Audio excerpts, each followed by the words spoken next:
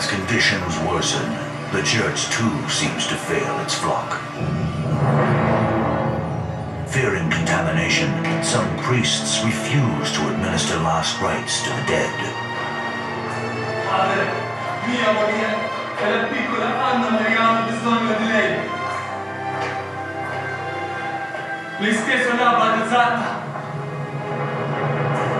For medieval people, to die without last rites is a more terrifying prospect than death itself.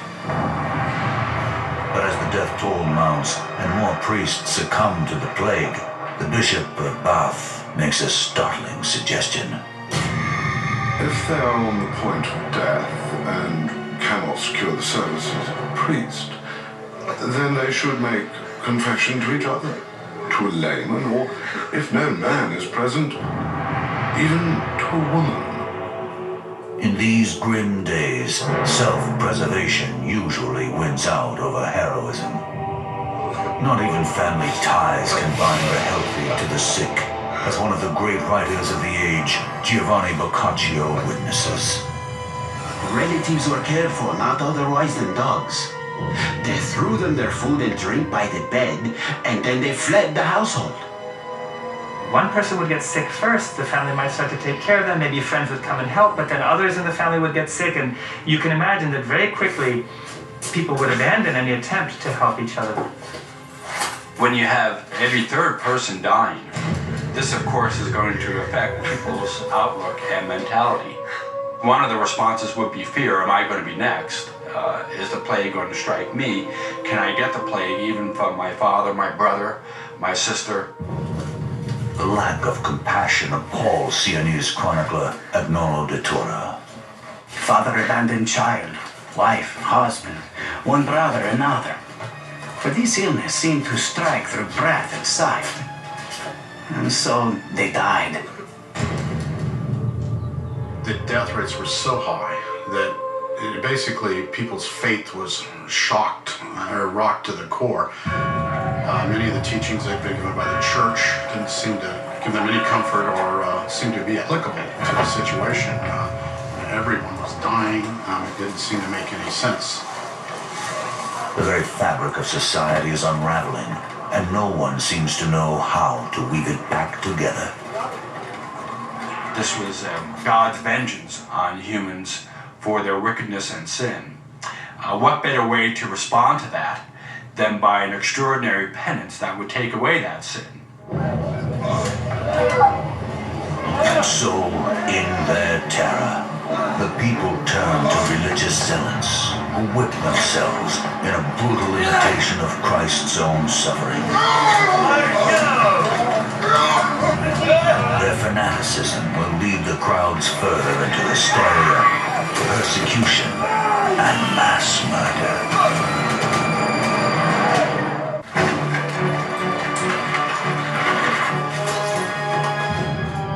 By 1348, the Black Death has traveled from Sicily to England, carried in trade ships aboard the backs of rats.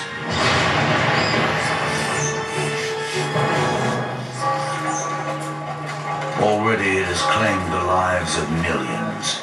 In every village, in every farm, the corpses pile up in staggering numbers, creating a new crisis: how to dispose of the dead. If you lose 10% of 95,000 people, think about that. That's 10,000 people. How do you bury 10,000 people that have been lost in a very short period of time?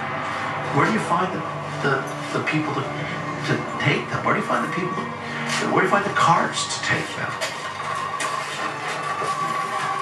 The only people who were willing to carry away the dead were these very rustic, uncouth men or women who came down from the mountains or from the surrounding countryside, who were willing for very high fees to take away the dead and have contact with the dead.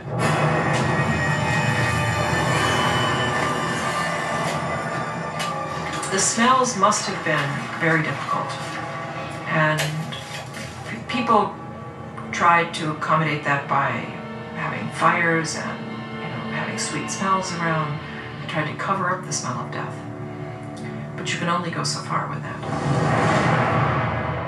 In 1349, graves must be found for nearly 300 people a day in London. The situation is even worse in Avignon. In one 6-week period, 11,000 people are buried in a single graveyard. The Pope is finally driven to consecrate the Rhone River. Countless bodies are committed to a watery, unmarked grave. But perhaps even that is preferable to an Italian mass burial. They were laid like layers of a lasagna. They would put the bottom layer, sprinkle a little dirt, a second layer, sprinkle a little dirt, third layer, sprinkle dirt. In Siena, in the Tuscany region of Italy, the toll is literally unbearable. Fully half the population is reported dead. Siena citizen Agnolo de Tura raises a lament that has lost none of its poignancy after 6.5 centuries. In many places, great pits were dug and piled deep with the multitude of the dead. And as soon as those ditches were filled, more were dug. I, Agnolo di Tura, buried my 5 children with my own hands. And so many died that all believed it was the end of the world. In spite of the personal risk, some brave hearts hold fast, combating the mounting crisis. Many doctors have stopped seeing patients to save themselves. Not Guy de Chauliac. He stayed. I think there was not just bravery, but a certain scientific curiosity there. He wanted to see what this great blazing demon was and how it worked. Guy de Chauliac seems to do what a more modern medical practitioner would do, which is he doesn't understand the disease. So he takes part in helping individuals with the disease until he gets it, and then he writes about it. In his remarkable journal, the careful surgeon catalogues all the symptoms of the disease while making note of which treatments seem to be most effective. In the summer of 1348, Guy de Chauliac is said to have prescribed fire itself as a preventative for Pope Clement VI. 4 great basins of oil and wood are set ablaze on either side of the Pope's throne, a fortress of flames against the ravages of the plague. It gives us this image of the Pope running from society, so to speak, sequestered in an interior room that is now blazing hot with fires built up around him. Clemens formed his own hell, if you will, in order to keep out of plagues. Rich? And if your dominant medical theory of disease causation is the miasmas and the bad vapours in the air, then if the smoke given off by the fire has a purifying effect, then clearly that makes some sort of sense in terms of warding off infection. Whether by fire or luck, the Pope survives the plague.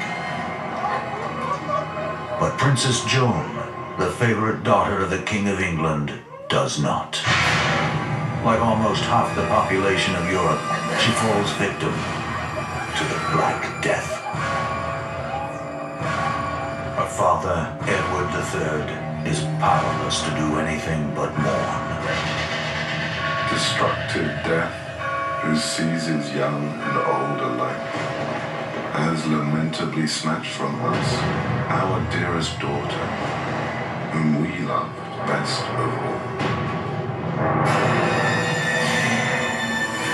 All of the trappings of authority just disappear, and you see one human being, one grieving human being, and he's speaking to another person, and it's a voice that's immediately recognizable 700 years later, despite the trappings of authority. All authority, medics, clerics, nobles, fail. And so the masses turn elsewhere for salvation.